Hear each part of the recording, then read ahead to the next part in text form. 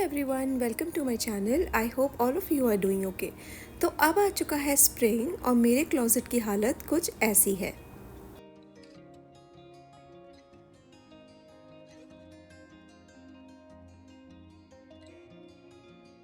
Closet में इतना ज़्यादा स्पेस है नहीं, और क्योंकि विंटर्स में विंटर वेयर बाहर निकले थे तो बहुत सारा सामान एक ही जगह पे हो गया था। तो यहाँ पर विंटर वेयर और समर के कुछ कपड़े और जिम वेयर सारा का सारा मिक्स हो गया है। And this is how it looks like. It is a literal mess. तो आज के वीडियो की शुरुआत करते हैं ऑर्गेनाइजिंग दिस क्लोजेट स्पेस।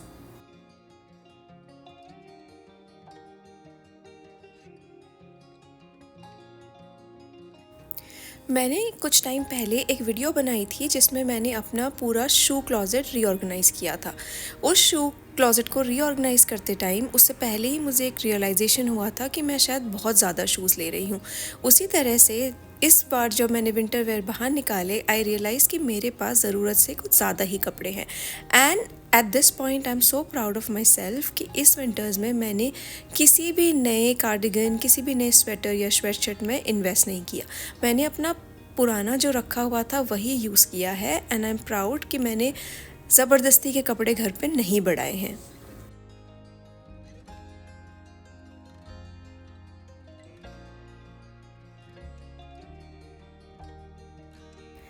तो सबसे पहले मैंने जितने भी विंटर वेयर थे, स्पेशली स्वेटर्स और स्वेटशर्ट, उनको सारा का सारा फोल्ड करके एक अलग बैग में रख दिया था।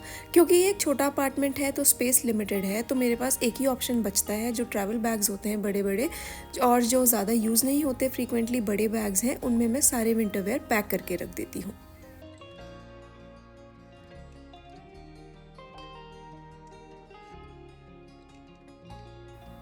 वो सब करने के बाद मुझे रियलाइज़ हुआ कि चलो स्वेटर और बाकी चीज़ें तो हैं ही हैं, विंटर वेयर तो हैं ही हैं, पर हमारे पास इतने सारे टी शर्ट, टॉप्स और दूसरी चीज़ें हैं ना कि वही काफ़ी हैं क्लोजेट को पूरी तरह से फिल करने के लिए।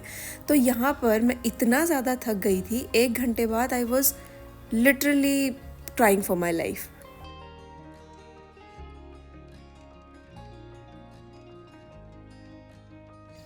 पर काम तो करना ही है, सो मैंने अपना आलस छोड़ा and then I got back to work. थोड़ा टाइम लगा but I was able to fold everything that was in my closet, और अच्छे से करने के बाद ये सारे के सारे मैंने क्लोजेट में वापस रखना भी शुरू कर दिए। तो यहाँ पर आप देख सकते हैं कि ये क्लोजेट कितनी छोटी है। बस इतना सा ही स्पेस है और उसमें आपको अपना सारा सामान रखना है। So started one by one.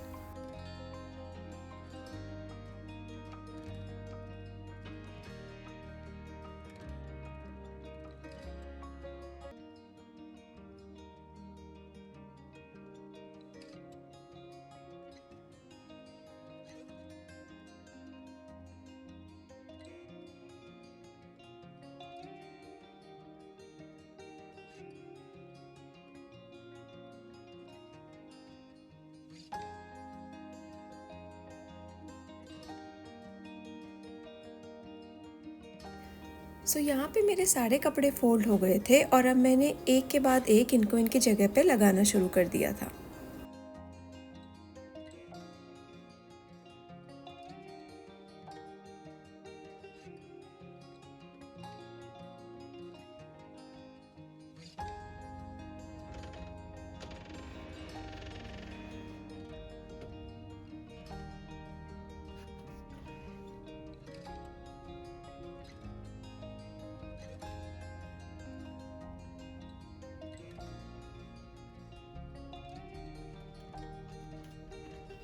इस पूरे काम में मुझे लगे 2 से ढाई घंटे, और I started here and my closet was looking like this and I ended up here.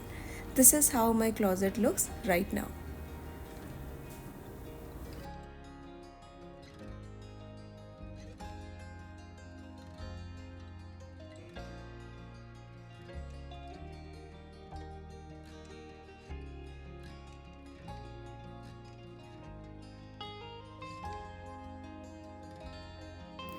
कुछ कुछ हल्के स्वेटर्स और स्वेटशर्ट्स अभी भी बाहर हैं, बट अभी थोड़ी थोड़ी ठंड है, सो 2-3 मैंने बाहर ही रखे हैं, but it is okay. They are not taking much space.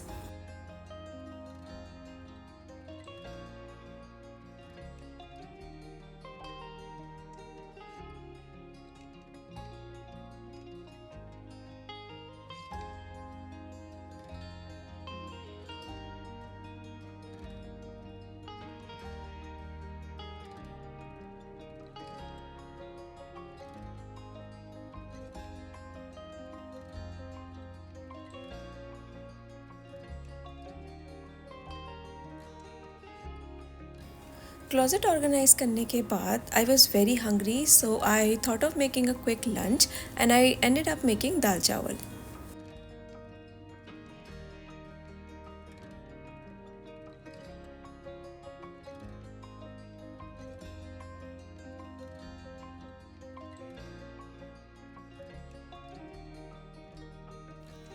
कभी कभी थकान इतनी ज़्यादा हो जाती है बड़े काम करने के बाद कि कुछ भी करने का मन नहीं करता, बट क्योंकि मैंने बाहर से खाना कल ही मंगवाया था, so I did not wanted to like order it again from outside. तो मैंने सोचा जल्दी जल्दी में एक ही ऑप्शन है जो बहुत जल्दी बन जाएगा। एक तो बन जाते हैं पराठे, और जो दूसरी चीज़ जो बहुत जल्दी बन जाती है वो है दाल चावल। पराठे भी खाने का उतना ज़्यादा मन नहीं था ऑयली, तो इसलिए मैंने जल्दी जल्दी से दाल चावल बनाया and it came out very tasty.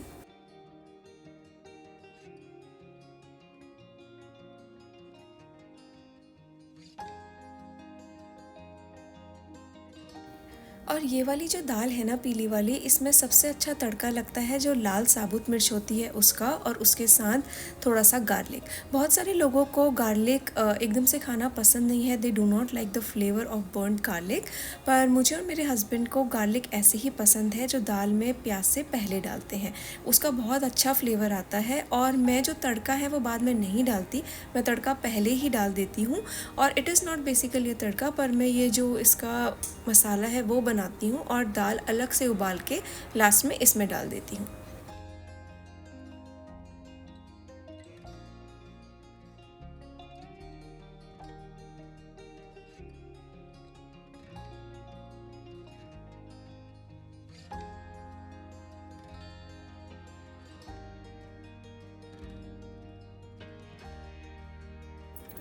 दाल मैंने इसमें डाल दी है क्योंकि ये दाल पहले से पकी हुई है, तो ज़्यादा पकाने की ज़रूरत नहीं पड़ती, पर फिर भी इसमें एक अच्छा उबाल आने देना बहुत ज़रूरी है।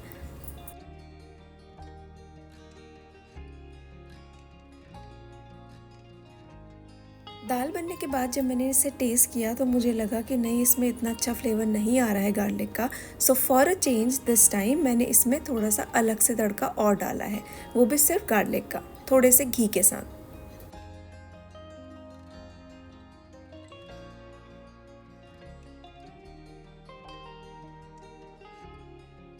मैं जो भी ग्रेवी बनाती हूँ उसमें मैं लास्ट में कोरिएंडर के साथ थोड़ा सा घी ज़रूर डालती हूँ और पॉट को थोड़ी देर ढक के रख देती हूँ। इससे जो उसका टेस्ट है ना किसी भी ग्रेवी का, राजमा छोले दाल, वो डबल हो जाता है।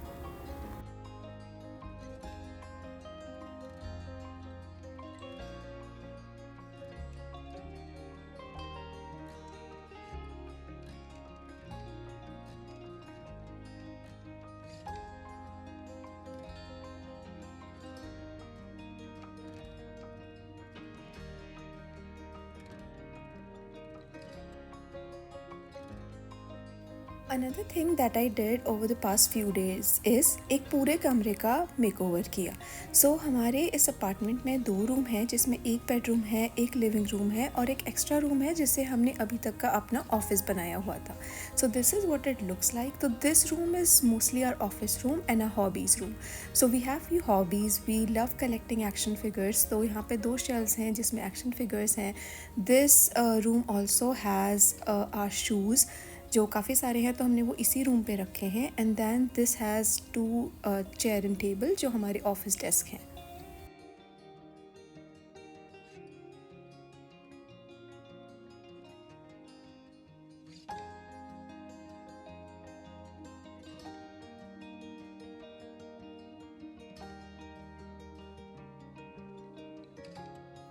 So this time when I'm traveling to India, we are planning to bring my mother-in-law here.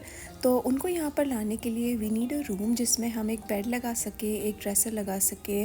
तो ये हमने स्टार्ट किया इस रूम को खाली करने से। लिमिटेड स्पेस है, तो सबसे पहले सारे एक्शन फिगर्स निकाल के बाहर रखे and then we thought of arranging these shelves कि इनको अब हम कहाँ पर लगाएंगे। ये वाला room compare to the other room is very small, so सब कुछ देखना था स्क्रैच से कि शूज़ कहाँ पर जाएंगे और सब कैसे होगा। We started with this actually took us a lot of time क्योंकि छोटी छोटी चीज़ें हैं जो निकालनी थी। And then we started assembling the bed. हमने ये बेड, क्योंकि टाइम बहुत कम है, I am travelling very soon, तो ये बेड हमने अमेज़ोन से ही मंगाया था and we assembled it at home.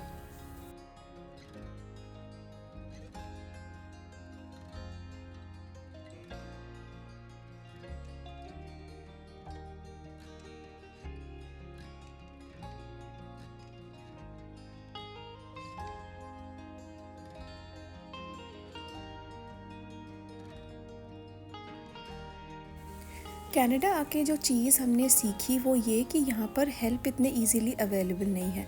Most of the people they bye their own furniture and they assemble it themselves. तो ये करना हमने स्टार्ट किया था around 1 o'clock in the afternoon after lunch, और उसके बाद इसमें पूरा हमें 4 घंटे लग गए थे and this is how it ended up looking. तो पहले यहाँ पर प्रिंटर था, तो वो प्रिंटर हमने बाहर कर दिया है एंड ऑल्सो जो मेरा डेस्क था, ऑफिस डेस्क, वो भी हमने लिविंग रूम में मूव कर दी है।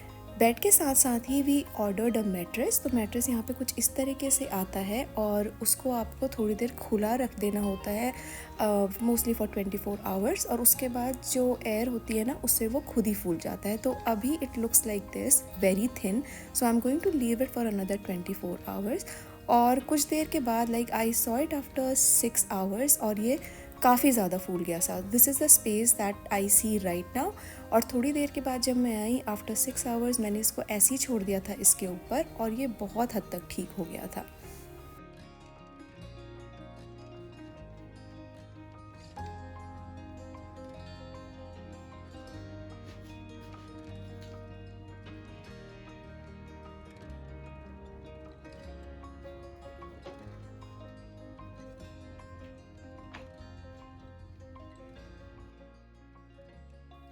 And this is how this room looks like finally.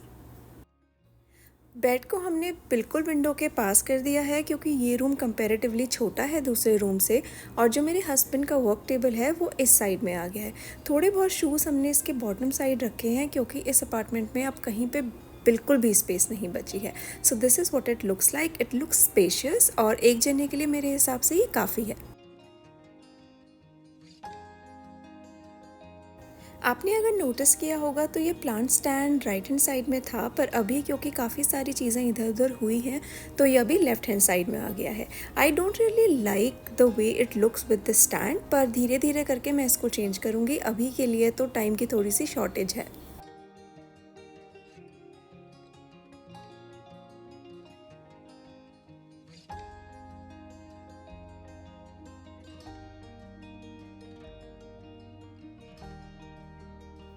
तो आज के वीडियो में बस इतना ही। If you like my content please consider subscribing to my channel, like this video and give me any feedback that you have.